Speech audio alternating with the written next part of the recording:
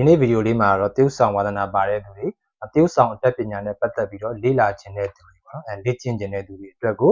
အခြေခံလေ့ကျင့်ခန်းလေးတွေကိုပြောပြပေးသွားမှာဖြစ်ပါတယ်တရုတ်ဆောင်အတတ်ပညာမှာလေ့ကျင့်မယ်လေ့လာမယ်ဆိုရင် exercise ကလေးတွေအနေနဲ့ကတော့3မျိုးရှိတယ်ပေါ့နော်အရင်ဆုံးကတော့ physical exercise နဲ့ပြီးသွားရင်နောက်အတန် exercise နဲ့နောက်စိတ်ပိုင်းဆိုင်ရာ exercise တွေဆိုပြီးတော့ရှိအခုကတော့ physical exercise ကလေးတွေကိုပြောပြမှာဖြစ်ပါတယ်တရုတ်ဆောင်ပညာကိုဝါသနာပါပြီးတော့လေ့ကျင့်ခြင်းတဲ့သူတွေကိုယ့်အကိုအိမ်မှာပဲဖြစ်ပေါ့နော်ကိုယ်ပတ်ဝန်းကျင်မှာပဲလေ့ကျင့်ခြင်းတဲ့သူတွေအနေနဲ့အဆင်ပြေလွယ်ကူစေမဲ့အခြေခံ exercise ကလေးတွေ physical နဲ့ပတ်သက်တဲ့အခြေခံ exercise ကလေးတွေကိုဒီနေ့ဗီဒီယိုလေးမှာပြောပြပေးသွားမှာဖြစ်ပါတယ်ဒါကြောင့်မို့လို့တရုတ်ဆောင်ဝါသနာပါတဲ့သူတွေအနေနဲ့ကျွန်တော်ရဲ့ဒီဗီဒီယိုလေးကိုအဆုံးထိအောင်ကြည့်ရှုပေးဖို့အရင်ဆုံးမေတ္တာရပ်ခံပါရစေဒီနေ့ဗီဒီယိုလေးမှာတော့ acting နဲ့ပတ်သက်ပြီးတော့ basic physical exercise ကလေးတွေကိုအကြမ်းမြင်ပြောပြပေးသွားမှာဖြစ်ပါတယ် physical ဆိုတာကတော့ပြောရမယ်ဆိုရင်ရုပ်ပိုင်းဆိုင်ရာပေါ့နော်ရုပ်ပိုင်းဆိုင်ရာလေ့ကျင့်ခန်းနဲ့ပတ်သက်ပြီးတော့နှစ်မျိုးထပ်ပြီးတော့ခွဲခြားထားလို့ရပါတယ်အဲ့ဒါကတော့ body movement နေနဲ့နောက်ပြီးတော့ facial ပေါ့နော် facial expression ဆိုပြီးတော့နှစ်မျိုးထပ်ပြီးတော့ခွဲခြားထားလို့ရပါတယ်အရင်ဆုံး body movement လို့ခေါ်တဲ့ခန္ဓာကိုယ်နဲ့ပတ်သက်ပြီးတော့လေ့ကျင့်ခန်းလေးတွေကိုအရင်ဆုံးပြောပြပေးသွားမှာဖြစ်ပါတယ်အရင်ဆုံးဒါခန္ဓာကိုယ်နဲ့ပတ်သက်ပြီးတော့လှုပ်ရှားမှုနဲ့ဆိုင်တဲ့လေ့ကျင့်ခန်းတွေကတော့များသောအားဖြင့်ကတော့ကျွန်တော်တို့ဒီအားကစားနဲ့ဆိုင်တဲ့ကာယကိုယ်ကာယလေ့ကျင့်ခန်းပုံစံမျိုးတွေနဲ့ဆင်တူပါတယ်အရင်ဆုံးကဘာလုပ်ကြမလဲဆိုတော့ warm up လို့ခေါ်တဲ့အကြောတွေလျှော့ရမယ်အကြောလျှော့မယ်ဆိုရင်အရင်ဆုံးခေါင်းလေ့ကျင့်ခန်းပေါ့နော်ခေါင်းလေ့ကျင့်ခန်းဆိုမှတော့ Z လေ့ကျင့်ခန်းပါပဲ Z လေ့ကျင့်ခန်းလည်းလွယ်ပါတယ်ကျွန်တော်တို့ဒါဘယ်လိုအားကစားပဲလုပ်ဒီလိုမျိုးသစ်ပူလေ့ကျင့်ခန်းကတော့အများတန်းပါလေးပါတာရှိတယ်ပေါ့နော်အားလုံးလည်းဒါတော်တော်များသိထားပြီးသားဖြစ်မှာပါဒါပေမဲ့ထပ်ပြီးတော့သိရအောင်လို့ကျွန်တော်ပြောပြပေးသွားပါမယ်အရင်ဆုံးခေါင်းလေ့ကျင့်ခန်းကတော့ဒါလွယ်ပါတယ်ကျွန်တော်ဘယ်ညာလှုပ်မယ်ပြီးရင်အပေါ်အောက်ရှိမယ်ပြီးရင်ဘေးကိုဒီလိုမျိုးစောင်းမယ်နော်ဒါလေးကတော့တခြားအားကစားသစ်ပူလေ့ကျင့်ခန်းလုပ်တဲ့ကိုလက်လှုပ်ရှားလေ့ကျင့်ခန်းနဲ့ပုံစံချင်းတူပါပဲပြီးသွားရင်နောက်တစ်ခုကတော့ပခုံးသားတွေပေါ့နော် shoulder နဲ့ပတ်သက်ပြီးတော့သူက cycle ပုံစံမျိုးကိုလျှော့တာမျိုးရှိတယ်နော်ခုံးလေးကိုလိုမျိုးဘယ်ညာအရှိအနောက်နော်အဲ့လိုမျိုးလေး cycle လေးတွေနဲ့အဲ့လိုလေးတွေကိုယ့်အကို10ချိန်ကနေချိန်20ကိုယ့်အကိုအဆင်ပြေတယ်လို့မျိုးဒါအရင်ဆုံးလျှော့ရမယ်လုပ်ရမယ်လေ့ကျင့်ရမယ်ပေါ့နော်ပြီးသွားရင်နောက်ထပ်လက်တွေကိုစက်ဝိုင်းသက်တမ်းဝိုင်းရမယ်ပေါ့နော်လက်တွေကိုစက်ဝိုင်းသက်တမ်းဝိုင်းရမယ်မျိုးတွေရှိတယ်နော်ဘယ်ပြန်ညာပြန်ပေါ့နော်စက်ဝိုင်းသက်တမ်းလေးတွေဝိုင်းတဲ့လေ့ကျင့်ခန်းလေးတွေရှိမယ်ပြီးသွားရင်နောက်ထပ်ဒီခါကြောလေးတွေပြော့အောင်လို့ဒီလက်ကိုအောက်ကိုကျမ်းပြင်ကိုသွားပြီးတော့ထိတာမျိုးတွေပေါ့နော်အဲ့လိုမျိုးလေးတွေလည်းခါကြောလေးတွေပြော့အောင်လေ့ကျင့်ခန်းမျိုးလေးတွေကိုလုပ်ပေးရမှာဖြစ်ပါတယ်ပြီးသွားရင်နောက်ထပ်လေ့ကျင့်ခန်းလေးတွေကတော့တောင်စစ်ကလေးတွေကိုဒါခေါင်းပေါ်ကိုကြောပြီးတော့မှဒါလက်ကလေးနဲ့ဖိပြီးတော့မှဒီဘက်ကိုစောင်းတဲ့ဟာပြီးသွားရင်ဘယ်ဘက်လက်ကိုလည်းအဲ့လိုမျိုးတောင်စစ်ကလေးတွေကိုစောင်းတဲ့လေ့ကျင့်ခန်းလေးပေါ့ဒီကတော့ဒီဘေးကြောတွေဒီဘက်ကဘေးကြောတွေကိုပျော့ပြောင်းလာအောင်လေ့ကျင့်တဲ့လေ့ကျင့်ခန်းပုံစံမျိုးတွေပေါ့နော်အဲ့ဒါပြီးသွားရင်နောက်ထပ်ခြေထောက်လေ့ကျင့်ခန်းတွေပေါ့ခြေထောက်လေ့ကျင့်ခန်းတွေကတော့ဒူးကောင်းလေ့ကျင့်ခန်းတို့နောက်ခြေချင်းဝဲလေ့ကျင့်ခန်းတို့က cycle ပုံစံလေးတွေပဲဒူးနှစ်ဖက်ကိုဆူပြီးတော့လှည့်ပေးတာမျိုးနောက်ခြေချင်းဝဲကလေးတွေကိုလှည့်ပေးတာမျိုးပေါ့နော်အဲ့လိုမျိုးလေးတွေကိုလေ့ကျင့်ပေးရမှာဖြစ်ပါတယ်ဒီလိုသစ်ပူလေ့ကျင့်ခန်းလုပ်တာတွေကတော့ကျွန်တော်တို့တခြားသောအားကစားအနည်းဆုံးဒါဂျင်မှာပဲကစားပေါ့နော်ဒီလိုမျိုးလေ့ကျင့်ခန်းလေးတွေကတော့တော်များလုပ်ဖူးကြလိမ့်မယ်လို့ထင်ပါတယ်အဲ့တော့ဒီလေ့ကျင့်ခန်းနဲ့ပတ်သက်ပြီးတော့ထွေထူးထူးပြောပြနေကြတော့လုံလောက်မယ်မထင်ပါဘူးအဓိကပြောချင်တာကတော့အခုလိုလေ့ကျင့်ခန်းမျိုးတွေလုပ်ရတဲ့ဟာဘာအတွက်ကြောင့်လဲဆိုတော့ body movement နော်လှုပ်ရှားတဲ့နေရာမှာတရုပ်ဆောင်မှုအတွက်လေ့ကျင့်တဲ့နေရာမှာအဆင်ပြေလွယ်ကူချောမွေ့စေဖို့အတွက်ကိုလေ့ကျင့်ရခြင်းဖြစ်ပါတယ်အခုလိုမျိုးအကျော်လျှော့သစ်ပူလေ့ကျင့်ခန်းလုပ်ပြီးသွားပြီဆိုရင်ပထမဆုံးစပြီးတော့လေ့လာရမယ်လေ့ကျင့်ရမယ်ဒီ body movement ဘိုင်းနဲ့ပတ်သက်ပြီးလုပ်ရမှာတော့ဒါမျက်တက်ရက်တဲ့ပုံစံပေါ့နော်ဒါ standing မျက်တက်ရက်တဲ့ပုံစံမျိုးကိုလေ့ကျင့်ပေးရမှာဖြစ်ပါတယ်မတ်တက်ရက်တာပဲကွာဘာထူးဆန်းလို့လဲဆိုရင်ဒါထူးဆန်းပါတယ်တရုပ်ဆောင်အသစ်တွေအနေနဲ့အများတန်းမတ်တက်ရက်တဲ့အခါမှာလက်တွေကိုဘယ်နှထားလို့ထားမှမသိတဲ့ပြဿနာတော်တော်များများရှိကြပါတယ်ဒါနောက်ရတွေ့ကြုံရဆိုလဲအဲ့လိုပဲပေါ့တရုပ်ဆောင်အသစ်တွေတော်တော်များမတ်တက်ရက်ပြီးစကားပြောနေတဲ့အခါမှာလက်တွေကဘယ်နှထားမှမသိဘူးเนาะဒါကြရင်စကားပြောတာမဟုတ်ဘဲနဲ့တရားရောက်ကိုစောင့်နေတဲ့ဟာမျိုးဒါဒီတိုင်းပဲမတ်တက်ကလေးရက်ပြီးတော့တရုပ်ဆောင်ခိုင်းတော့မှနေသားမကြဘူးဖြစ်တယ်ပေါ့အဲ့လိုမျိုးတွေအတွက်ကိုမဖြစ်ရအောင်ကြိုတင်ပြီးတော့လေ့ကျင့်ထားဖို့လိုအပ်ပါတယ်တော့အရင်ဆုံးကဒါလက်ပိုက်မလားပြင်ခါထောက်မလားအပြင်ခါကိုဘယ်လိုထောက်မလဲတစ်ဖက်တည်းထောက်မလားနှစ်ဖက်ထောက်မလားစသဖြင့်ပေါ့နော်အဲ့လိုမျိုးပုံစံမျိုးလေးတွေကိုမတ်တက်ရက်တဲ့နော် stand ပုံစံ pose မျိုးလေးတွေကိုကိုလေ့ကျင့်ကြည့်ရမယ်ပုံစံမတူတဲ့ပြင်လက်နှစ်ဖက်ကိုနောက်ပစ်ထားပြီးတော့မတ်တက်ရက်မလားရှေ့နှစ်ဖက်ကိုထားပြီးမတ်တက်ရက်မလားဒါမျိုးပုံစံမျိုးတွေရှိတယ်နော်အဲ့မျိုးလေးတွေကိုမတ်တက်ရက်တဲ့ပုံစံမျိုးအနေနဲ့လေ့ကျင့်ထားပေးရမှာဖြစ်ပါတယ်မတ်တက်ရက်တဲ့ style ပေါ့နော် coach style နဲ့ကိုလေ့ကျင့်ထားပေးဖို့လိုအပ်ပါတယ်တကယ်လို့ကဘောင်းမီရှည်ဆိုတော့ style ဘောင်းမီလိုမျိုးဝင်မယ်ဆိုရင်လက်နှစ်ဖက်ကိုဒီဘောင်းမီအိတ်ထဲကိုထည့်ထားမှာတကယ်လို့ကုတ်အင်းကြီးဝင်မယ်ဆိုရင်ကုတ်အင်းကြီးရဲ့ဒါဘေး လက်အိတ်နှစ်ဖက်ကိုထည့်ထားမလားเนาะအဲ့လိုမျိုးလေးတွေကိုကိုကနံပါတ်1ရက်တဲ့အနေထားပုံစံမျိုးလေးတွေကိုကိုနေသားကြအောင်လေ့ကျင့်ပေးဖို့လိုအပ်ပါတယ်ပြီးသွားပြီဆိုရင်နောက်ထပ်ရေးကြီးတဲ့လေ့ကျင့်ခန်းကတော့လမ်းလျှောက်ခြင်းဖြစ်ပါတယ်လမ်းလျှောက်ခြင်းကလည်းအရေးကြီးပါတယ်လမ်းလျှောက်တာဒါမွေးကလေးကလျှောက်တယ်ဆိုရင်ကျွန်တော်တို့ပြုတ်ဆောင်တဲ့အခါမှာလမ်းလျှောက်တဲ့ဟာလေးကအစအများတန်းအစင်မချောတာတွေဖြစ်တယ်တခါကျရင်လမ်းလျှောက်တာတောင်းကြီးဖြစ်တယ်ကင်မရာရှိရောက်သွားရင်ပေါ့နော်ကင်မရာရှိမှာ1 2 3 4 action ဟေ့ဆိုတာနဲ့အဲ့ဒီလမ်းလျှောက်တဲ့သူကအရင်ကိုလျှောက်တဲ့ပုံစံမျိုးနဲ့တော့မတူတော့မှနဲ့ခြေလမ်းတွေကမှားကျင်တာမျိုးတွေပါဖြစ်တတ်တယ်အဲ့လိုမျိုးမဖြစ်အောင်လို့အခုလိုမျိုးဒါရက်ကွင်းမရောက်ခင်မှာကလေးကကြိုတင်ပြီးတော့ပြုတ်ဆောင်ဝါ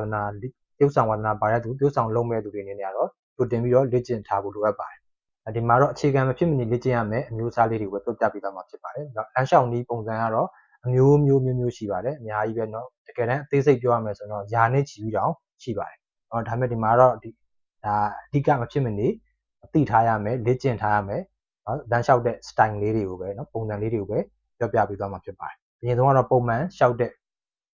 နည်းကိုပဲလေ့ကျင့်ပါပုံမှန်လျှောက်တဲ့နည်းဆိုတာခြေလမ်းမှန်နဲ့ပေါ့နော်ခြေဦးတန်းနဲ့ခြေလမ်းမှန်လျှောက်တဲ့ဒီလမ်းကိုပဲအရင်ဆုံးလေ့ကျင့်ပါအဲ့မှာဒါကိုယ် style နဲ့ကိုလျှောက်လို့လည်းရပါတယ်ကိုယ် style ကကိုလျှောက်နေကြ style ကိုပဲဒါဘလိုနည်းနဲ့ပဲလျှောက်ပေါ့နော်အာယုံစိုက်ပြီးတော့လျှောက်ပေးရုံနဲ့ရပါတယ်ပြီးသွားရင်နောက်ထပ်ခြေလမ်းလှလေးဖြစ်အောင်လည်းကိုယ့်ကိုလေ့ကျင့်မှုလိုအပ်ပါတယ်ဒါမျိုးတွေကတော့ model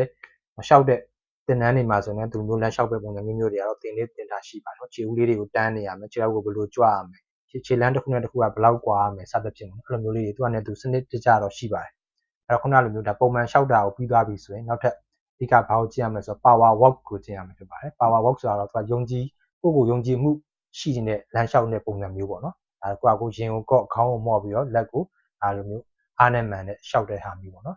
နည်းနည်း over ပုံစံမျိုးလဲလျှောက်ကြည့်ပါ over ဆိုတော့လက်ကိုကာယပေါ့လက်ကိုကာယဆိုတာကိုဂျင်ဗလာကြီးတွေပေါ့နော်ဂျင်ကစားထားတဲ့ဗလာကြီးတွေလျှောက်လို့မျိုး power walk မျိုးလဲလျှောက်လို့ရပါတယ်အဲ့ဒါမျိုးတွေပဲကျင့်အဲ့ဒါမှဖြည်းဖြည်းချင်းပြန်ပြီးတော့မှသူ့ကိုပြန်နှိမ့်ပြီးတော့မှနောက်ထပ်ပါလဲဆိုတော့ weak ပေါ့နော်အားနည်းနေတဲ့အချိန်မှာလျှောက်တဲ့နော်ဒါခြေလက်မသေးခြင်းဖြစ်နေတဲ့ပုံစံမျိုးနဲ့ထပ်ပြီးတော့လျှောက်ကြည့်ပါအဲ့ဒါတော့ဒါကိုခြေလက်မသေးခြင်းတဲ့ခါကျရင်လက်ခြေထောက်တွေကဘယ်လိုဖြစ်မလဲဆိုတော့နှေးကွေးလေးလံနေမယ်ခုန power walk နဲ့ဆန့်ကျင်ဘက်ဖြစ်နေမယ်ပေါ့နော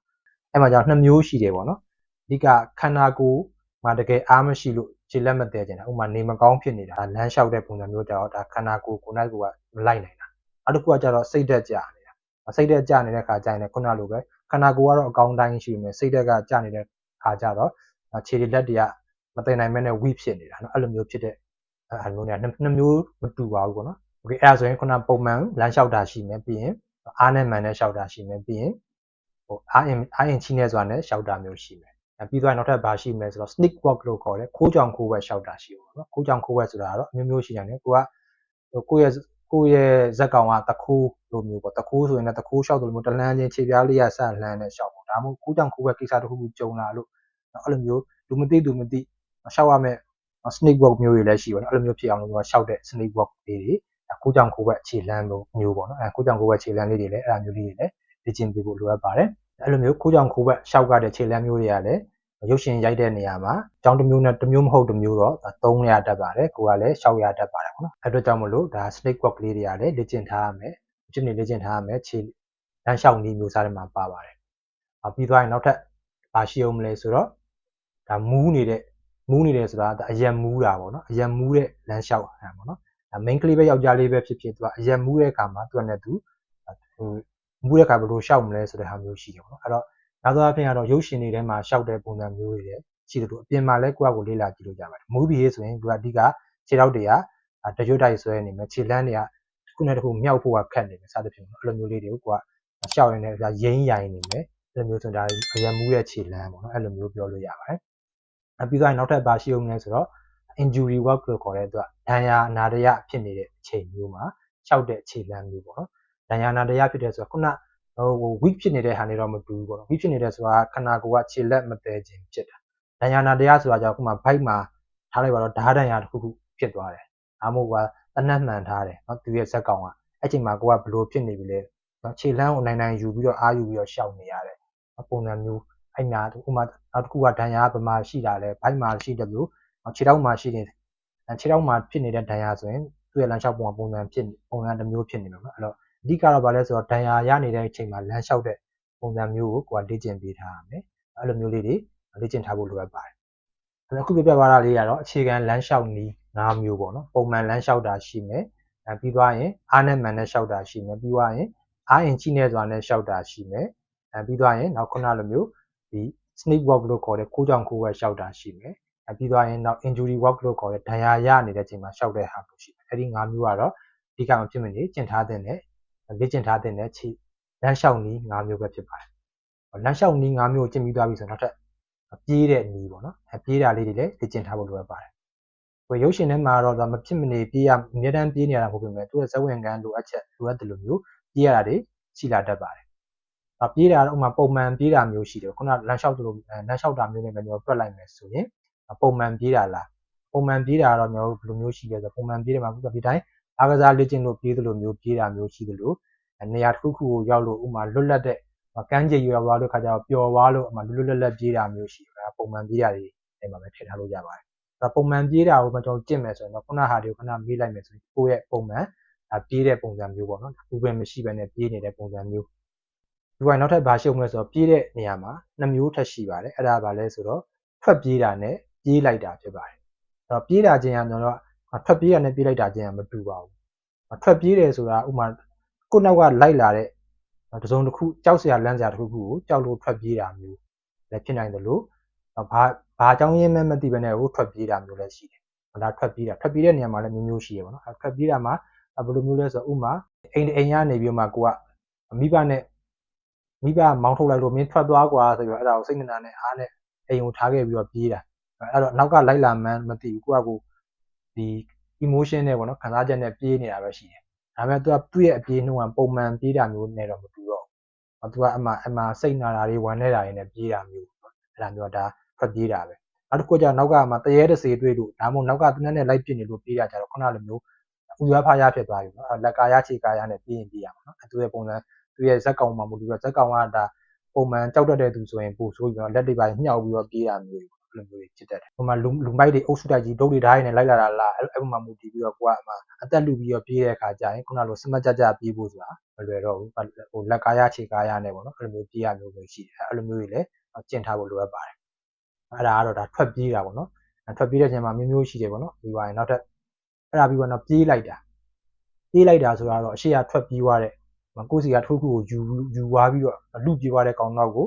နောက်ကနေအသေးအတန်လိုက်ဖမ်းတာအဓိကတော့ပြေးတဲ့သူနောက်ကိုမိအောင်လို့အသေးအတန်စိတ်နဲ့မိကျင်စိတ်နဲ့အသေးအတန်လိုက်တဲ့ဟာမျိုးပေါ့နော်သူကကြတော့အားနဲ့မှန်နဲ့ပြေးလိုက်တာဖြစ်မယ်ခုနထွက်ပြေးတဲ့သူကြတော့ကမိမှာကြောက်တဲ့ခါကျတော့ဥရဖာရလက်ကားရခြေကားရဖြစ်တယ်နော်စသဖြင့်အဲ့လိုမျိုးလေးတွေတော့ရှိပါတယ်အဲ့တော့ဒီပြေးတဲ့နည်းလေးမှာလည်းမျိုးမျိုးရှိတယ်ခုနလိုမျိုးခွဲမယ်ဆိုရင်တော့5မျိုးပဲထပ်ပြီးတော့ခွဲလို့ရတယ်ပုံမှန်ပြေးတာရယ်ခုနလိုဒီထွက်ပြေးတာရယ်နောက်ဥရဖာရလက်ကားရခြေကားရပြေးတာရယ်နောက်ပြေးလိုက်တာရယ်ပြီးတော့နောက်ထပ်ဘာကိုကျင့်ထားဖို့လိုသေးလဲဆိုတော့ဒဏ်ရာနဲ့ပြေးတာပေါ့နော်ဒဏ်ရာရပြီးတော့ပြေးတာဒဏ်ရာပြီးပြေးရဆိုခုနလိုခြေထောက်ကိုဒဏ်ရာရသွားရင်လည်းထောင်းနဲ့အားယူပြီးတော့ပြေးတာမျိုးအမှတနက်ဒဏ်ရာရရင်လည်းအားယူပြီးတော့ပြေးတာမျိုးစသဖြင့်ပေါ့နော်အဲ့လိုမျိုးပြေးတဲ့ပြေးနည်းလေးတွေကိုလည်းကျင့်ထားဖို့လိုအပ်ပါတယ်ခုနလိုလမ်းလျှောက်နည်း5မျိုးနောက်ပြေးနည်း5မျိုးပေါ့နော်အဲ့လိုမျိုးလေးတွေကိုကျင့်ထားပေးဖို့လိုအပ်ပါတယ်ဒါကတော့ကျွန်တော်ဒီမှာအခြေခံဖြစ်တဲ့အတွက်ကြောင့်မလို့ခုနလိုလမ်းလျှောက်တာလည်းကျွန်တော်ပုံမှန်လျှောက်တာပဲပြီးသွားရင်ပြေးတာလည်းပုံမှန်ပြေးတာပဲပေါ့နော်နောက်ပိုင်းကျရင်တော့ facial expression တွေနဲ့နောက်မျက်လုံးအကြည့်တွေနဲ့ပါလာလို့ဆိုရင်ခုနလမ်းလျှောက်တာတွေကအကြည့်တွေနဲ့တွဲပြီးတော့ထပ်မှန်ပြီးတော့ဟိုနောက် step တစ်ခုပေါ့နော်အဲ့လိုမျိုးလေးလက်ကျင့်ပေးဖို့လိုအပ်ပါတယ်အဲ့လိုလက်ကျင့်ခန်းတွေကိုမရောက်ခင်မှာအရင်ဆုံးခုနလိုလမ်းလျှောက်နည်းလေးတွေပြေးတဲ့နည်းလေးတွေကိုမှန်ကန်စွာကျင့်နိုင်ဖို့အရင်ဆုံးအရေးကြီးပါတယ်အဲ့တော့ဒီနေ့ဗီဒီယိုမှာပြောချင်တဲ့အကြောင်းအရာလေးတွေကတော့ဒီတရုပ်ဆောင်ဝါသနာရှင်တွေအနေနဲ့စတင်ပြီးလေ့ကျင့်ရမယ် physical movement exercise နဲ့ပတ်သက်ပြီးတော့မှအခြေခံဖြစ်တဲ့လမ်းလျှောက်နည်းပြေးနည်းဒါလေးတွေကိုပြပြပေးသွားခြင်းဖြစ်ပါတယ်ခုနပြောသလိုမျိုးပဲ acting နဲ့ပတ်သက်ပြီးတော့ physical exercise မှာဆိုရင်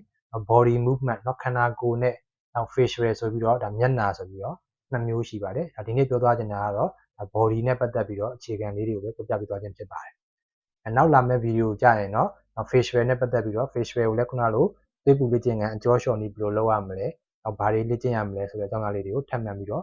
ပြောပြပေးသွားမှာဖြစ်ပါတယ်အဲ့တော့ acting နဲ့ပတ်သက်ပြီးတော့စိတ်ဝင်စားတဲ့လူတွေရှိလို့ပဲဖြစ်ဖြစ်အခြားသော filmmaking နဲ့ပတ်သက်ပြီးတော့လေ့လာခြင်းတဲ့သူတွေဝါသနာပါတဲ့သူတွေရှိလို့ပဲဖြစ်ဖြစ်ကျွန်တော်ပြောပြပေးနေတဲ့ကျွန်တော်တင်ပေးနေတဲ့ဒီ filmmaking နဲ့ပတ်သက်တဲ့ ဗီဒီယိုလေးတွေကိုကြည့်ကျင်နေလေ့လာကျင်နေဆိုရင်ကျွန်တော်ရဲ့ Gambi Studio မြန်မာ YouTube channel လေးကို subscribe လုပ်ရသေးဘူးဆိုရင်လည်း subscribe လုပ်ထားပေးဖို့ဖိတ်ခေါ်ချင်ပါတယ်။ဒီနေ့ပြောသွားတဲ့အကြောင်းအရာနဲ့ပတ်သက်ပြီးတော့မရှင်းတာရှိလို့ပဲဖြစ်စေအကြံဉာဏ်ပေးချင်တာရှိလို့ပဲဖြစ်စေဒီဗီဒီယိုရဲ့အောက်က comment လေးမှာဝင်ရောက်ရေးပေးခဲ့ဖို့လည်းဖိတ်ခေါ်ချင်ပါတယ်။အဲ့တော့ဒီနေ့ဗီဒီယိုလေးတော့ဒီလောက်နဲ့ပဲဆုံးသက်လိုက်ပါမယ်။နောက်ဗီဒီယိုကြရင်ထပ်မံပြီးတော့ဆုံတွေ့ကြမယ်နော်။ Okay